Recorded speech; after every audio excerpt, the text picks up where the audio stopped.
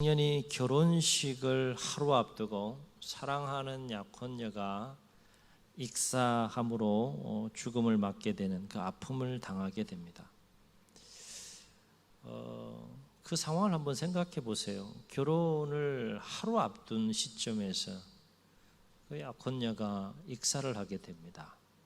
말할 수 없는 고통과 설명할 수 없는 슬픔과 절망이 막 밀려와서 감당할 수 없는 하루하루의 그 허우적대는 삶을 살게 되는데, 그러던 중 친구들과 주변의 사람들의 권유에 따라서 이 청년은 아픔의 장소를 피해 캐나다로 가게 됩니다. 그리고 그곳에서 두 번째 약혼녀를 만나게 되는데, 안타깝게도 이 두 번째 약혼녀도 몸이 약하고 쇠약한 가운데에서 폐렴으로 세상을 떠나게 되고 잃게 됩니다. 두 번째 벌써 이 큰 아픔을 겪게 되는 거죠. 게다가 그는 그곳에 아직 안주하기도 전에 고향에 계신 어머니가 굉장히 중병을 앓고 죽음을 기다리고 있다는 소식까지 듣게 됩니다. 이 정도 되니까 걷잡을 수 없는 상황 속에서 마음이 완전히 무너지는 거예요.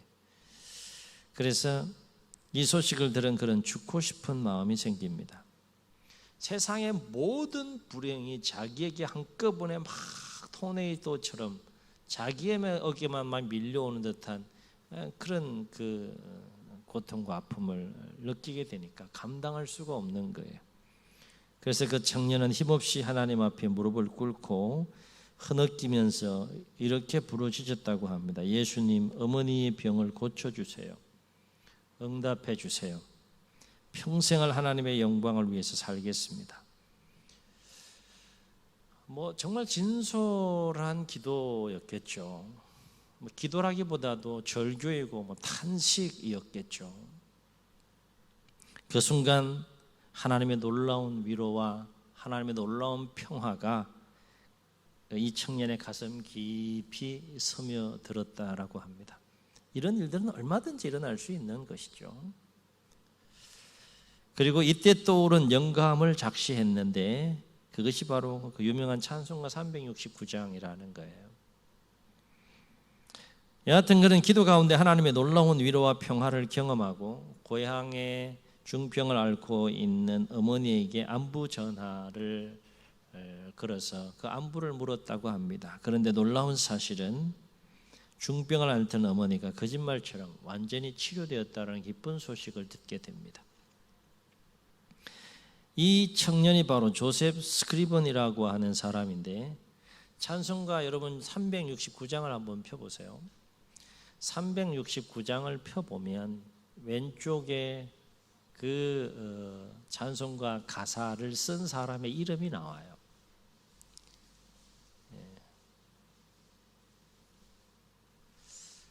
한 시간 들이면 찾을 수 있겠다. 거기에 보면 이름이 나오죠, 그죠? 그 죄가 조셉이라는 뜻이고 옆에가 이제 스크리번이라고 하는 사람인데, 우리가 가사를 생각하면서 우리 이 찬송 한번 불러보도록 하겠습니다.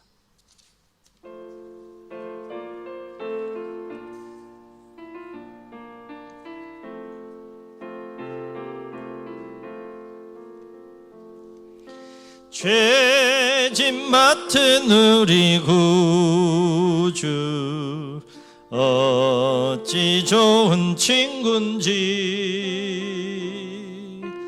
걱정 근심 무거운 짐 우리 주께 맡기세. 주께 고함 없는 고로 복을 받지 못하네. 사람들이 어찌하여 아랠 줄을 모를까. 시험 걱정 모든 괴로움 없는 사람 누군가. 부질 없이 낙심 말고 기도드려 아뢰세.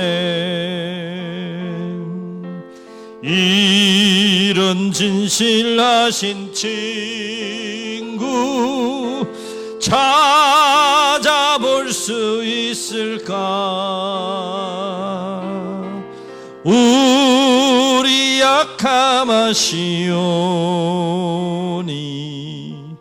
어찌 아니하릴까?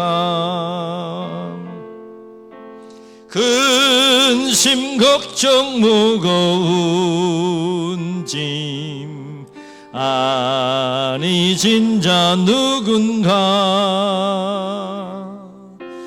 피난처는 우리 주스 주께 기도드리세. 세상 친구 멸시하고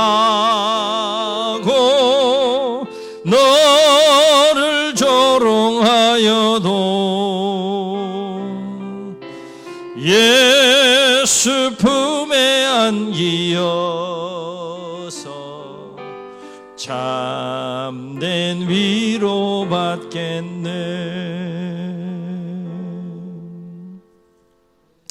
상황에 대한 이해를 하고 찬송을 부르니까 더 가사가 하나하나 더 은혜롭게 다가오는 것 같습니다. 삶을 살다 보면 말할 수 없는 고통과 슬픔과 또 아픔 또 고난, 시련 이런 것들을 겪을 때가 있죠. 그런데 참 감사한 것은 그러한 상황을 만난다 할지라도 우리는 기도할 수 있다는 것. 참 이것이 참 은혜인 것 같고, 하나님이 응답하시든 응답하지 않든 간에 하나님 앞에 우리의 마음을 통하면서 간구할 수 있다는 것, 그 자체가 은혜이고 그 자체가 축복인 줄로 믿습니다. 오늘 말씀은 예수님의 12 제자 중에 하나였던 세베대의 아들 야고보가 순교를 당하는, 초대교회 역사의 첫 번째 순교를 당하는 장면과 아울러서 베드로가 감옥에 투옥되었다가 하나님의 도우심 가운데 이제 또 풀려나는 장면이 되겠습니다. 1절에 보면 그때의 헤롯 왕이 손을 들어 예루살렘 교회 중에서 몇 사람을 죽이려고 했다라고 했습니다. 1절에 나오는 그때는 어떤 상황인가 하면 11장에 소개되고 있는데요, 예루살렘에서 안디옥으로 한 선지자가 오게 되는데, 그 선지자가 아가보라는 선지자가 오게 되는데, 그 아가보 선지자가 예언한 내용이 있었어요. 그게 무슨 내용인가 하면 기근에 대한 내용입니다. 로마 제국 전체에 큰 흉년이 든다라고 하는 내용의 예언을 하게 되고, 그래서 그 예언대로 로마 제국 전체에 큰 기근이 들어서 예루살렘 교회가 기근으로 인하여서 어려움을 당할 때 안디옥 교회가 힘껏 마음을 모아서 헌금을 하여 이 바나바와 바울을 통하여서 예루살렘 교회를 도울 때, 그때에 헤롯이 이런 마음을 품었다라고 하는 거예요. 그리고 여기서 소개되고 있는 1절에 소개되고 있는 헤롯 왕은 누구를 말하는가 하면, 모든 정치력을 동원하여서 아기 예수님을 죽이려고 했던 그 헤롯 대왕의 손자인 헤롯 아그리파 1세를 오늘 우리 본문에서 만나게 되는 그 헤롯 왕이 되겠습니다. 이 헤롯은 유대인들의 마음을 얻고 호의를 얻기 위해서 친유대교 정책을 폈던 인물인데, 그리스도인들을 박해하려고 했던 목적도 유대인의 마음을 얻고 싶은 거예요. 그래야지 자기가 편하고 또 정치를 편하게 할 수 있기 때문에, 그러려면 유대인들이 싫어하는 이 그리스도인들을 박해해야 되겠다라는 마음을 이 헤롯이 갖게 되었다는 것이죠. 그래서 1절과 2절에 보게 되면 이러한 의도와 목적을 가지고 예루살렘 교회의 박해가 시작되는데, 그 박해의 내용이 뭡니까? 헤롯이 교회의 지도자들 몇 명을 죽여야 되겠다. 그래서 내가 유대인들의 마음을 얻고 한심을 사야겠다라고 라고 생각을 해서 몇 명을 죽이려고 했는데 그 첫 번째 순교의 대상이 바로 야고보였다라고 하는 것입니다. 참고로 2절에 헤롯에서 첫 번째로 순교당한 야고보는 예수님의 12 제자 중에 한 사람이었고요. 아버지가 세베대였는데 어부였고 선주였죠. 그리고 이 야고보의 동생이 누구였는가 하면 요한복음과 요한 1, 2, 3서 계시록을 기록한 바로 그 사도 요한이 되겠습니다. 그리고 이 야고보는 성경을 읽다 보면 베드로와 야고보와 요한 이 세 사람만 언급돼서 예수님과 함께 움직이는 그런 그 내용들이 있는 걸 보게 돼요. 그 얘기는 뭔가 하면 12 제자 중에 특별히 더 예수님의 사랑을 받았던 애제자들이 바로 이 세 사람이었는데 그 중에 한 사람이 야고보였는데 그 야고보가 헤롯에 의하여서 유대인들의 마음을 얻기 위한 그 정책 가운데에서 그리스도인들을 박해하는 과정의 첫 번째 순교를 당한 이야기가 오늘 12장에 소개되고 있다라고 하는 거예요. 그 다음 타자가 누구라는 겁니까?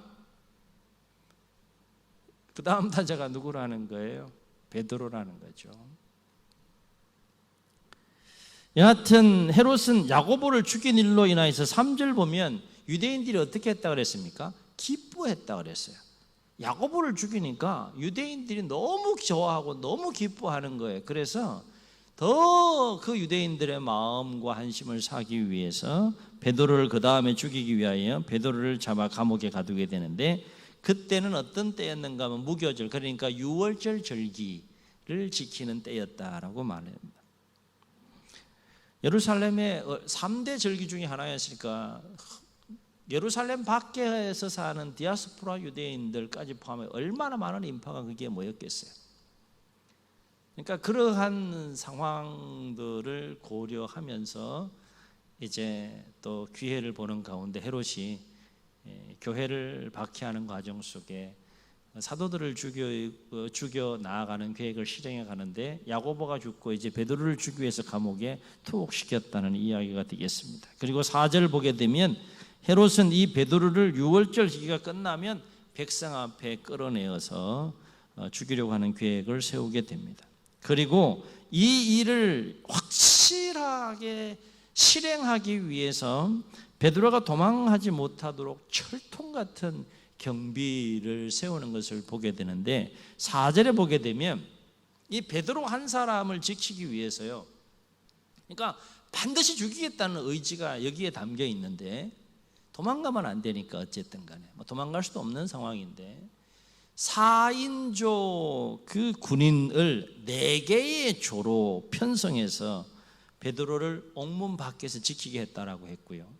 옥문 밖에서는 4인조 군인을 4개의 팀으로 구성해서 옥문 밖에서 지키게 했지만 옥문 안에서는 또 2명의 군인을 더 보내서 이 군인과 군인 사이에 베드로가 잠을 자게 했다는 거예요. 이렇게까지 지금 그 얘기는 뭐예요? 너 반드시 죽이겠다 이 얘기인 것이죠. 게다가 베드로는 두 쇠사슬에 묶인 채 감옥에 투옥된 상황 속에서 안에서는 두 군인 사이에서 잠을 자는 상황 속에 지금 투옥되어 있고 밖에서는 4인조로 교대로 돌아가면서 4명의 군인이 지키고 있는 상황 속에 지금 투옥되어 있는 상황이라고 하는 것이죠. 무엇을 강조하는가 하면 그만큼 철저하게 베드로를 지켰기 때문에 베드로가 그 감옥을 빠져나올 수 있는 확률은 거의 불가능하다고 볼 수도 있는 이런 상황이라는 거예요. 그러나 결과적으로 베드로는 어떻게 됩니까? 그런 헤롯의 철통 같은 경비가 있었음에도 불구하고 놀랍게도 감옥에서 탈출하게 됩니다. 참 신비로운 일이 발생하게 되는데 어떻게 이것이 가능했을까? 6절과 7절에 보게 되면 헤롯이 베드로를 잡아 죽이려고 했던 바로 그 전날 밤, 그 다음 날이면 이제 끌어내서 죽임을 당해야 되는 바로 그 전날 밤, 끝까지 하나님을 의지해야 되는 이유가 여기에 있는데요. 바로 그 전날 밤에 무슨 일이 있었다는 겁니까? 하나님께서 누구를 보내셨다는 거예요? 주의 사자를 보냈다는 거예요. 근데 주의 사자가 어떻게 했다는 거예요? 열쇠 들고 막 들어가고 막 이렇게 했다는 겁니까? 어떻게 했다는 거예요? 시간과 공간을 초월하는 존재죠. 뭐 이렇게 잠그고 막고 뭐 이렇게 해도 소용없는 거죠. 시공을 초월하는 존재니까 주의 사자를 보내서 하나님의 초자연적인 방법으로 베드로를 탈출시켰다는 거예요. 7절에 보면 호련히 주의 사자가 나타나서 옥에서 자고 있는 베드로 옆구리를 툭 쳐서 어떻게 했다는 거예요? 깨워서 일어나라 라고 했을 때 무슨 일이 발생했다는 겁니까? 손에 채워진 쇠사슬이 스르르 이렇게. 이런 건 좀 경험 한번 해봤으면 좋겠어요. 실수입니다. 네, 경험 안 해도 돼요. 이런 거 감옥 가야 되잖아. 그러면 말을 제가 실수한 것 같아요. 뭐 이런 놀라운 은혜를 경험할 수 있으면 참 좋겠다 이런 생각입니다. 어쨌든 주의 사자가 자고 있는 베드로를 툭 쳐서 깨어서 일어나라고 했을 때 손에 묶여 있는 쇠사슬이 스르르 풀렸다라고 하는 거예요. 그리고 10절에 보면 주의 사자의 인도로 인하여 첫째 파수와 둘째 파수를 지나서 시내로 통하는 쇠문에 이르니 어떤 일이 일어났다는 거예요? 예? 그만 잘 보세요. 어떤 일이 일어났다는 겁니까? 옥문이 요즘식으로 얘기하면 요즘 우리식으로 얘기하면 성령이 얼마나 시대를 앞서가고 있어요. 지금 자동문인 거예요. 자동문. 손으로 뭐 터치해서 늘리는 것도 아니고 그냥 다가가면 스르륵 열리는 거죠. 자동문이에요. 자동문. 놀라운 일이 이 쇠문이 스르르 열린 겁니다. 소리 났을까 안 났을까요? 아마 안 났겠죠.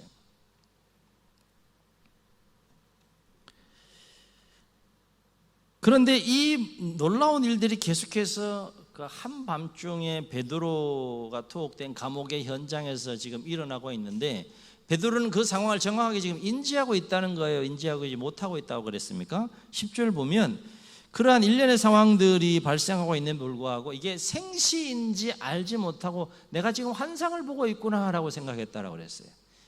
우리 흔히 그런 표현이잖아요. 이게 꿈인지 생시인지 이런 표현 쓰잖아요. 베드로가 지금 그런 상황이었다는 겁니다.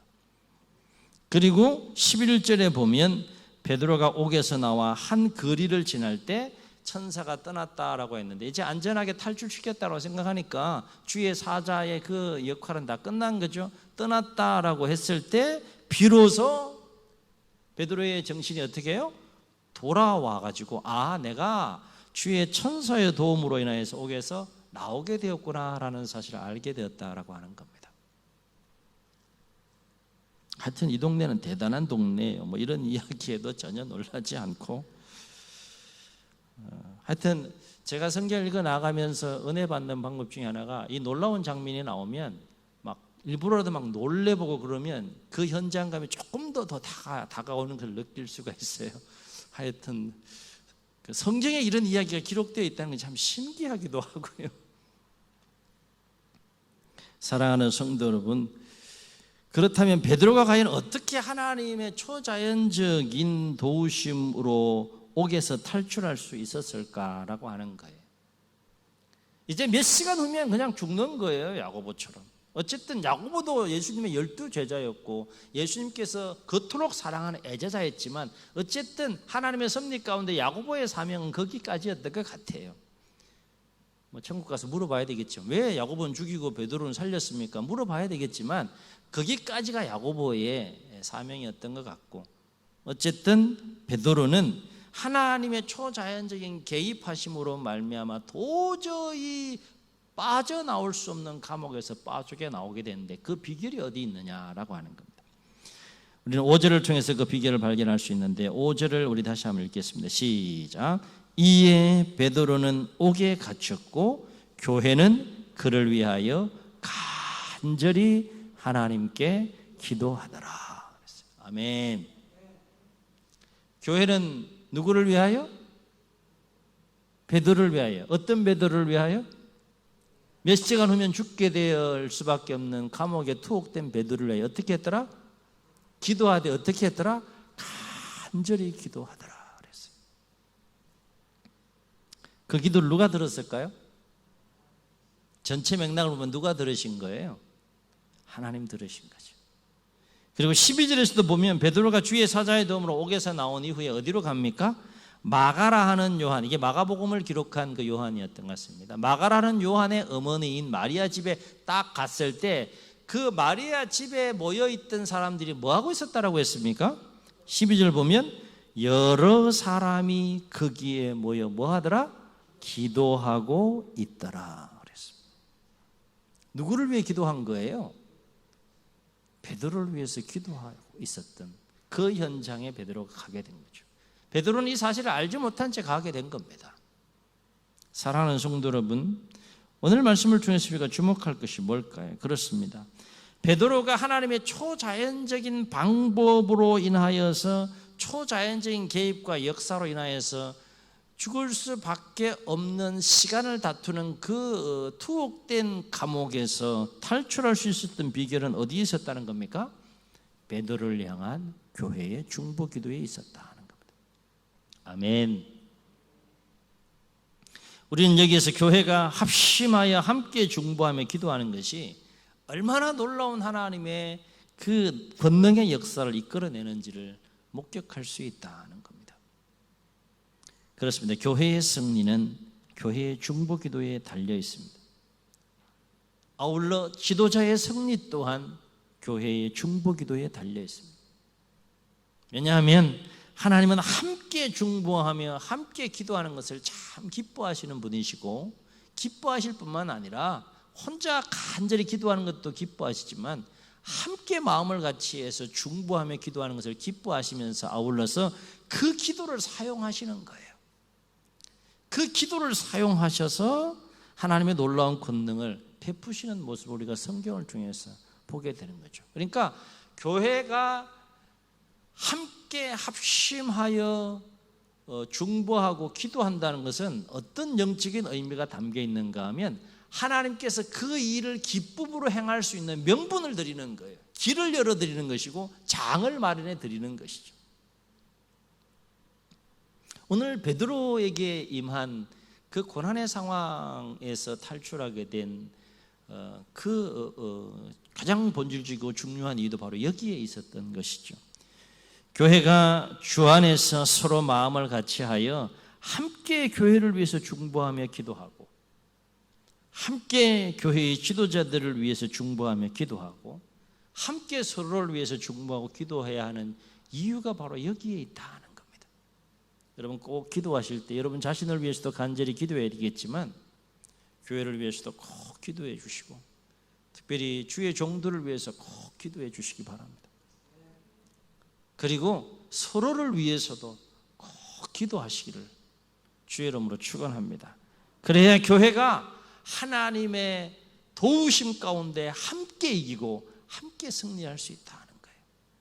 탈출했을 때 그것은 베드로 혼자만의 기쁨이었습니까?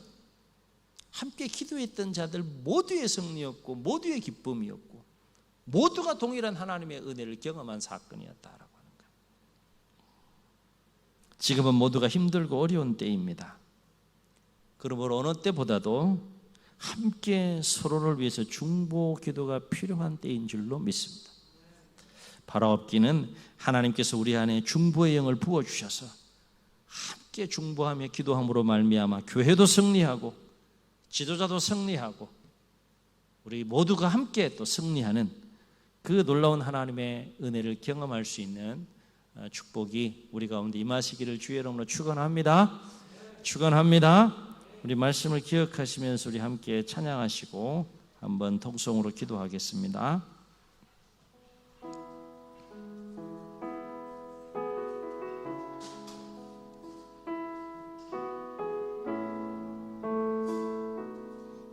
우리 함께 기도해. 우리 함께 기도해. 주 앞에 나와 무릎 꿇고 긍휼 베푸시는 주 하늘을 향해 두 손 들고 하늘 문이 열리고 은혜의 빛 빗줄기 이 땅 가득 내리도록 마침내 주 오셔서 의의 빗줄기 우리 위에 부으시도록. 우리 함께 기도해. 우리 함께 기도해. 주 앞에 나와 무릎 꿇고 긍휼 베푸시는 주 하늘을 향해 두 손 들고 하늘 문이 열리고 은혜의 빗줄기 이 땅 가득 내리도록 하며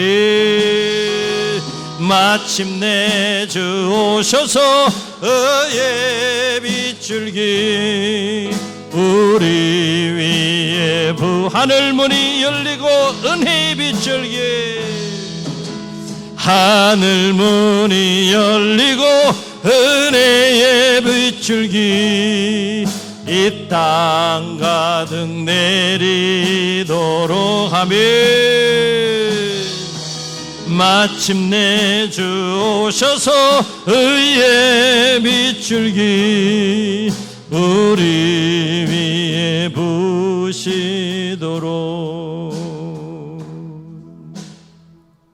저 눈을 감으시고 우리 함께 동성으로 기도하시겠습니다.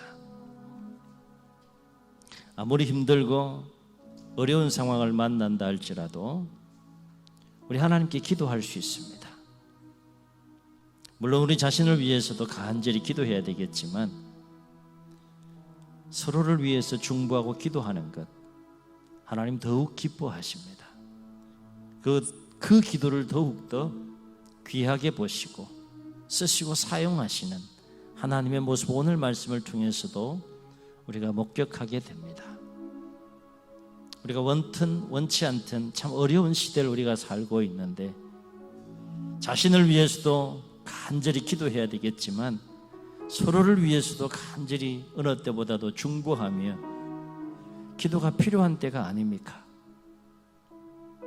우리가 우리의 힘으로 서로를 돕는 일에는 한계가 있지만 우리가 기도할 때 하나님이 역사하는 일에는 한계가 없습니다. 헤롯이 아무리 쇠사슬로 묶고 또 군대를 조직해서 감시하고 다 한다 할지라도 베드로는 그 감옥에서 하나님의 초자연적인 개입과 섭리 가운데 또 나오게 되고 그에게 주어진 시간, 그에게 맡겨진 사명을 이어서 감당해가는 모습을 봅니다. 우리에게는 하나님이 있지 않습니까? 하나님, 우리 교회에 이 어려운 때에 중보의 영을 더 충만하게 부어주셔서 교회를 위해서 함께 기도하고 지도자들을 위해서 함께 기도하고 서로를 위해서 함께 기도하고 나아갈 때 하나님께서 그 기도를 기뻐하시고 하나님께서 우리의 그 중보의 기도를 사용하여 주셔서 우리 가운데 놀라운 하나님의 은혜가 임하고 우리 가운데 놀라운 능력이 임하고 함께 이기고 함께 승리하는 아름다운 역사가 우리 가운데도 넘쳐날 수 있도록 주님 도와주시고 역사하여 주시옵소서. 이 마음을 가지고 말씀을 기억하시면서 주님 세움 부르시고 통성으로 기도합니다. 주여